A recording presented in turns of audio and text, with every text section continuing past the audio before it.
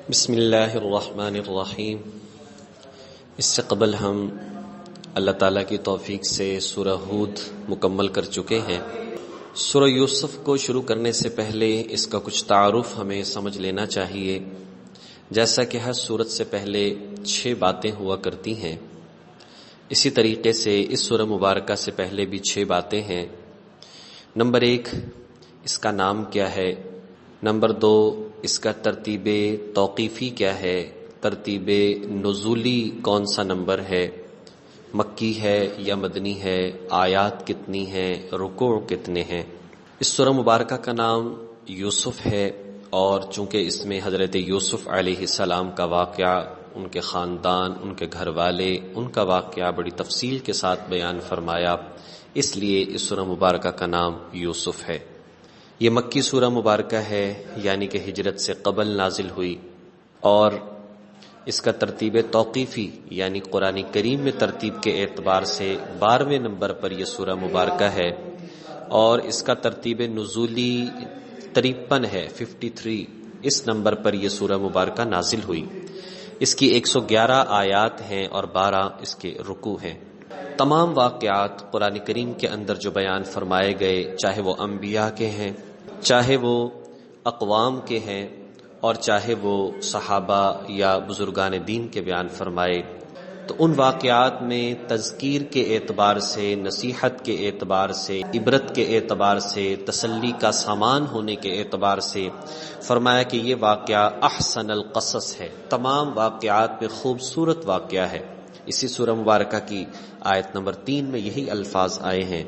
اور ایک اس کی خصوصیت یہ بھی ہے کہ یہ سارا کا سارا واقعہ اسی ایک جگہ پر موجود ہے، جبکہ دیگر واقعات کو دیکھا جائے، کوئی کسی پارے میں چند آیات ہیں، کوئی کسی پارے میں چند آیات ہیں، لیکن یہ سارا کا سارا واقعہ ایک ہی جگہ پر موجود ہے۔ اور اس کی بنیادی وجہ یہ ہے کہ بنی اسرائیل کے حوالے سے یہودیوں نے ایک سوال کیا تھا نبی صلی اللہ علیہ وسلم سے کہ آپ یہ بتائیے کہ بنی اسرائیل تو فلسطین کے باشندے تھے، فلسطین کے رہنے والے تھے، یہ مصر کیسے پہنچے؟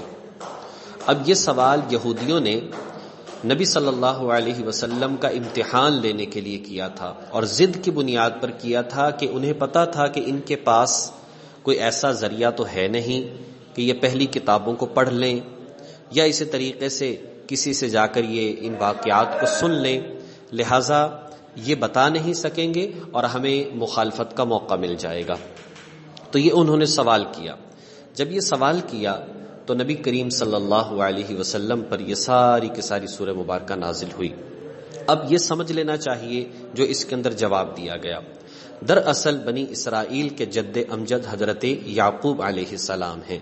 حضرت یعقوب علیہ السلام ہی کا دوسرا نام اسرائیل تھا، اور انہی کے حضرت یعقوب علیہ السلام کے 12 بیٹے تھے، 2 یوسف علیہ السلام اور بنیامین، 2 یہ بیٹے تھے اور 10 الگ تھے، یعنی یہ 2 اور ماں سے تھے، اور وہ دوسرے 10 جو ہیں وہ اور ماں سے تھے۔ اب جو حضرت یوسف علیہ السلام تھے، ان کے جو سوتیلے بھائی تھے وہ ان کے دشمن تھے کہ کیوں ان کو والد صاحب اتنی اہمیت دیتے ہیں۔ اس اعتبار سے انہوں نے حضرت یوسف علیہ السلام کو ایک کنویں میں ڈال دیا، اور ایک بکری کو ذبح کر کے اور کپڑوں کے ساتھ خون لگا کر کہا کہ جو بھائی ہے ہمارا اسے تو بھیڑیا کھا گیا ہے۔ بہت پریشان ہوئے۔ اب جب اس کنویں کے پاس سے ایک قافلہ گزرا، اسے پانی کی طلب تھی، اس نے اپنا ڈول اس کے اندر لٹکایا، تو وہاں سے حضرت یوسف علیہ السلام نے اس ڈول کو پکڑ لیا اور وہ باہر آ گئے۔ اس قافلے نے دیکھا، بڑے خوش ہوئے، بڑا خوبصورت لڑکا ہے، سوچا کہ چلیں اسے ہم بیچ دیں گے، ہمیں پیسہ بھی بہت زیادہ حاصل ہوگا۔ تو اس اعتبار سے وہ چلے گئے، اور وہ مصر چونکہ جا رہے تھے، مصر کے بازار میں جا کر انہیں بیچ دیا۔ ایک بہت بڑا سردار تھا جو بادشاہ کا خاص تھا، اس نے اس بچے کو خرید لیا۔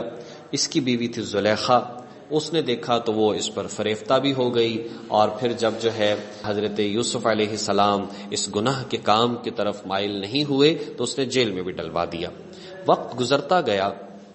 اب جو اس ادھر کا بادشاہ تھا، اس بادشاہ نے ایک خواب دیکھا۔ اب خواب دیکھا جس کی تفصیلات انشاءاللہ آگے ہم پڑھیں گے۔ اب وہ خواب دیکھا تو سمجھ نہ آیا، کہا جی کہ مجھے میرا خواب کی تعبیر بتائی جائے کہ کیا ہے۔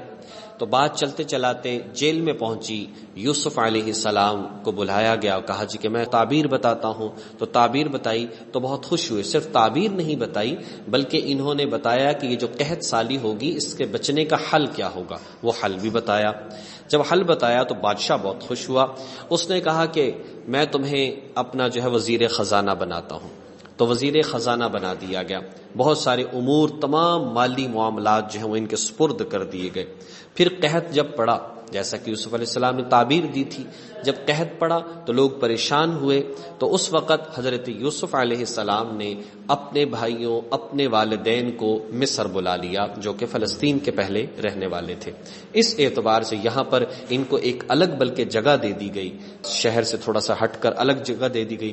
وہیں پر یہ لوگ بڑھتے رہے اور اس طرح سے 12 بیٹوں سے 12 قبیلے بنے. یہ 12 قبیلے ہی بنی اسرائیل کہلاتے تھے. اور اسی بنیاد پر آگے چل کر، جیسے ہم بات پہلے بھی پڑھ چکے ہیں کہ مصر کے ہر بادشاہ کو فرعون کہا جاتا تھا. سلسلہ چلتا رہا اور آخرکار ایک ایسا فرعون آیا، اس نے ان لوگوں کو اپنا جو ہے غلام بنا لیا اور انہوں نے ظلم تشدد ان کے اوپر شروع کر دیا. پھر اللہ نے موسیٰ علیہ السلام کو بھیجا تھا کہ آپ بنی اسرائیل جو کہ بنیادی طور پر فلسطین کے رہنے والے تھے، آپ مصر جائیں اور ان کو وہاں سے لے کر فلسطین پہنچائیں. اس لیے موسیٰ علیہ السلام گئے تھے، پھر دریا کو پار کیا اور پھر انہوں نے بہت ساری سرکشیاں وہاں پر کی ہیں. وہ ساری باتیں ہم پچھلی صورتوں کے اندر پڑھ چکے ہیں. اس سورہ مبارکہ میں بہت بڑی تسلی کا سامان ہے نبی پاک صلی اللہ علیہ وسلم کے لیے. دیکھیں یوسف پر کیسی مشکلات آئیں، ایمان والوں کے لیے بھی کہ دیکھیں کیسی مشکلات آئیں، صبر کیا تو اللہ تبارک و تعالیٰ نے کیسے انعامات عطا فرمائے. کہاں غلامی اور کہاں ہوتے جو ہے چلتے چلاتے اللہ تبارک و تعالیٰ نے بادشاہ کی سیٹ پر پہنچا دیا. انسان صبر کرے، تکالیف کو برداشت کرے تو اللہ تبارک و تعالیٰ انعامات عطا فرماتے ہیں. حضور کو بھی تسلی ہوئی اور پھر اسی طریقے سے مکی دور گزرنے کے بعد مدینہ منورہ میں اللہ تبارک و تعالیٰ نے حضور علیہ الصلوۃ والسلام کو بھی ایک بادشاہت عطا فرمائی، اپنا اقتدار عطا فرمایا. باقی اس میں بہت ساری چیزوں کا تذکرہ بھی ہے. حضرت یوسف علیہ السلام کا یہ جو واقعہ ہے، اس میں اگر خلاصے کو ہم دیکھتے ہیں تو بہت ساری باتیں بیان فرمائی ہیں. زندگی کے مختلف پہلوؤں کو بیان فرمایا ہے، دین دنیا کو بیان کیا، توحید کو بیان کیا، فقہی مسائل کو بیان کیا. اسی طریقے سے تاریخ کا تذکرہ ہے، خوابوں کی تعبیر کا تذکرہ ہے، سیاست اور اس کے اصول کا تذکرہ ہے، معاشرے کے مرد و عورت کی نفسیات کا تذکرہ ہے، معاشی خوشحالی کیسے حاصل ہو اس کا تذکرہ ہے، زہد و تقوی ہے، انبیاء صالحین کا ذکر ہے، فرشتوں، پرندوں، انسانوں، جنات کا ذکر ہے، شیاطین اور بادشاہوں کا تذکرہ ہے، تاجروں، عالموں، جاہلوں کے حالات موجود ہیں. تو ہر اعتبار سے حالات موجود ہیں، وہ جو انشاءاللہ تعالی آئندہ ہم پڑھیں گے. اللہ تبارک و تعالی توفیق عمل نصیب فرمائے. وآخر دعوانا ان الحمد للہ رب العالمین.